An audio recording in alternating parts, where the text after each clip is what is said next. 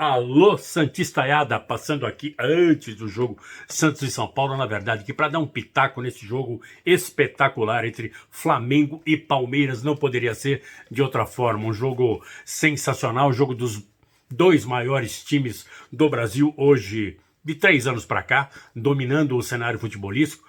Mais de 1 bilhão, 1 bilhão e 100, 950 milhões, enfim, os dois em torno de 1 bilhão de orçamento anual, são times que já podem se equiparar tranquilamente a qualquer equipe de porte médio da Europa, das ligas notadamente de Portugal, da Espanha, de alguns times da Itália, já são times que conseguem se ombrear aí com times europeus e conseguir resgatar jogadores ainda jovens, como é o caso de Everton Cebolinha, né, que estava no Benfica, veio para o Flamengo, enfim, são times fortes, poderosos, que jogam um grande futebol. Não foi o caso de hoje, eu esperava um jogo eletrizante, emocionante, um jogo de trocação, de muito ataque e contra-ataque. Foi um jogo de razoável para bom, mas a gente entende, até porque o Palmeiras entrou com 8 reservas. Vou até destrinchar depois, jogador a jogador, que entrou aí o Flamengo com uma formação no primeiro tempo, até metade do segundo, como o Dorival costuma fazer, ele segura 45 com 20, 65 minutos, 60 minutos, aí ele solta a cavalaria, põe as feras no segundo tempo. O Palmeiras foi muito melhor no segundo tempo, quando puxou o Dudu para a direita. A gente vai fazer esse detalhe também. A diferença do campeonato para o Palmeiras é aquilo. Até o título do meu vídeo hoje é Palmeiras rumo a caminho do título, rumo ao título. Porque não mudou muita coisa. O Palmeiras manteve os 9 pontos de diferença para o Flamengo, né? Palmeiras 49, Flamengo 40, Corinthians jogando nesse momento está com 40, empatando com o Fortaleza lá no Ceará. O Fluminense é que foi, digamos assim, o grande, entre aspas, favorecido da rodada, deu um chocolate no Coritiba, meteu 5 gols, time de Fernando Diniz é louco, jogando uma barbaridade, massacrando os adversários. O Fluminense foi para 41 pontos, diminuiu a diferença para 8 pontos. Então, se o Flamengo teve algum prejuízo nessa rodada, foi esse. O Flamengo não. Palmeiras teve algum prejuízo, a diferença aqui era de 9 pontos para o Flamengo, agora é de 8 para o Flusão.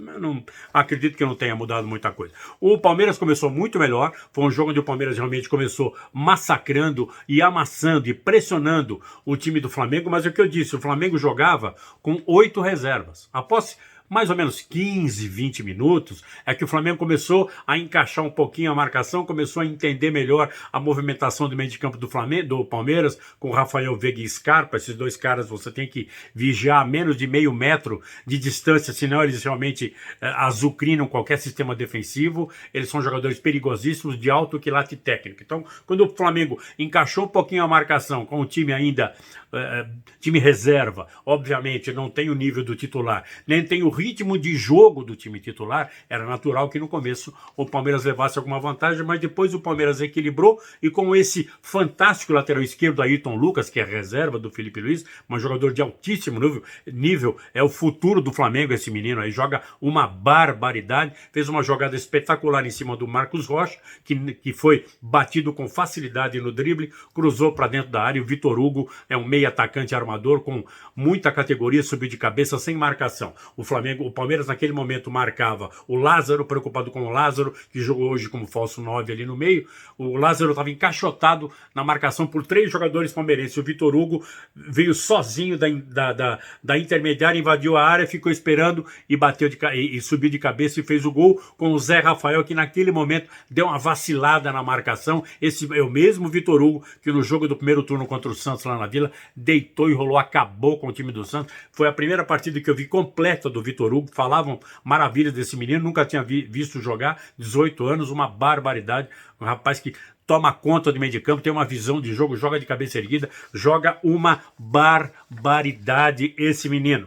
Então é o seguinte, o Palmeiras no segundo tempo, eu vou só fazer uma menção aqui, que eu disse que o Flamengo começou mal, começou assustado, jogou com 8 reservas, jogou com Mateuzinho, reserva do Rodinei, que está numa fase espetacular, Pablo, reserva do Léo Pereira, Ayrton Lucas, jogou uma barbaridade, ao lado do Dudu, os melhores em campo, reserva do Felipe Luiz, Thiago Maia titular, João Gomes, reserva, depois entrou o Vidal, Vitor Hugo, reserva, Lázaro, reserva, Everton Cebolinha, reserva. Marinho, reserva. O João Gomes é titular. O Flamengo jogou com 3 titulares. Santos, no começo do jogo. Santos, João Gomes e Thiago Maia.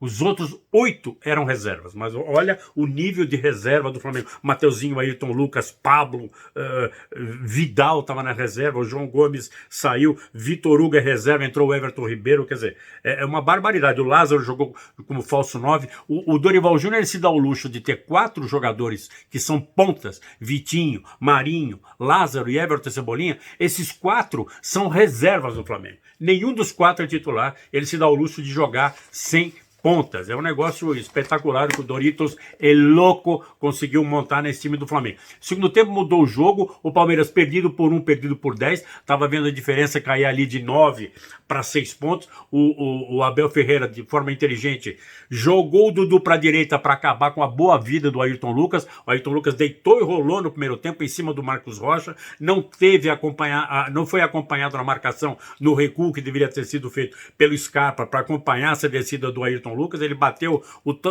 toda hora de frente com o Marcos Rocha e levou vantagem. No segundo tempo, com o Dudu voltou voando, barbarizando em cima do Lucas, aí o Lucas teve que ficar um pouco mais. Aí o Flamengo começou a sair mais com o Mateuzinho. Mas o Lucas, hoje o Ayrton Lucas estava num jogo assim espetacular. Essa pressão do Palmeiras com o Dudu pela direita, e que construiu a jogada, o Palmeiras chegaria ao gol de empate, um golaço chapado do Rafael Veiga, com a famosa banana, com o lado direito, com o lado de dentro do pé esquerdo, botou no canto direito do goleiro Santos, excelente goleiro, que não é espalhafatoso, que não faz cenografia, né? Ele faz o gesto mínimo suficiente para agarrar a bola, um goleiraço realmente espetacular. Hoje em campo, 2 goleiros que se firmaram, né, no Atlético Paranaense, o Santos e o Everton. O Santos, que foi muito tempo reserva do Everton, hoje os 2 titulares dos 2 maiores times do Brasil, maior orçamento, como eu já falei, maior capacidade técnica, maior jogo de bola, sem dúvida alguma, o jogo jogado, Palmeiras e Flamengo. Flamengo com um pouco mais de categoria, um pouco mais de plasticidade no jogo, um pouco mais de toque de bola, e o Palmeiras mais naquele jogo de fortíssima marcação, um jogo mais pragmático, mais reto, mais de contra-ataque, mas também sabe jogar no ataque, sabe abafar, como fez no começo do segundo tempo. Claro que depois, quando o Flamengo botou a cavalaria em campo, Arrascaeta, Everton Ribeiro, Pedro, aí claro, o jogo mudou. O jogo voltou um pouquinho para a mão do Flamengo, aí o Palmeiras recuou depois do empate e começou a assustar mais no jogo de contra-ataque. Mas foi um jogo realmente parelho, um jogo interessantíssimo. Eu esperava um jogo mais brilhante, mais bonito, mais movimentado. Mas é jogo de campeonato, é jogo que vale campeonato. Para o Palmeiras começou a jogar com o regulamento embaixo do braço. Você sabe fazer conta, o Palmeiras só perdeu 2 jogos depois de 23 rodadas. Quer dizer, o Palmeiras é o time que menos perdeu. O Palmeiras quase não perde. Então, se ele perder apenas mais 2 jogos no segundo turno, fatalmente o Palmeiras será o campeão. Então, de uma maneira geral, eu vou dar uma nota 6, 7 aí para todos, com destaque para o Dudu, talvez uma nota 8, Ayrton Lucas também uma nota 8, para mim os 2 maiores jogadores em campo, os demais ficariam ali entre 5 e 7, ninguém se destacou, não foi um jogo brilhante, nem o Rafael Veiga pelo golaço, como sempre, mas não foi uma grande partida dele, nem do Zé Rafael, nem do Scarpa, nem do meio de campo do Flamengo, os reservas foram razoáveis, o Marinho com muita luta, muita dedicação, Everton Cebolinha fraco ainda, precisa se readaptar ao futebol brasileiro. Foi um jogo onde o Flamengo, no segundo tempo, tentou ganhar o jogo para diminuir a diferença para 6 pontos, não conseguiu, é dificílimo bater o Palmeiras aqui dentro do Allianz Parque. O Palmeiras é um time que quase, não vou falar que não perde, um time que quase não perde. O Palmeiras defendeu hoje o seu segundo match point, que eu usar uma linguagem de tênis que está na moda, por causa da menina excelente, a Bia Haddad. O Palmeiras tinha um match point contra o Corinthians, ganhou. Se tivesse perdido, o campeonato ficava engraçado. Tinha mais um match point contra o Flamengo. Se tivesse perdido, o campeonato ficava mais engraçado. Para os outros, né?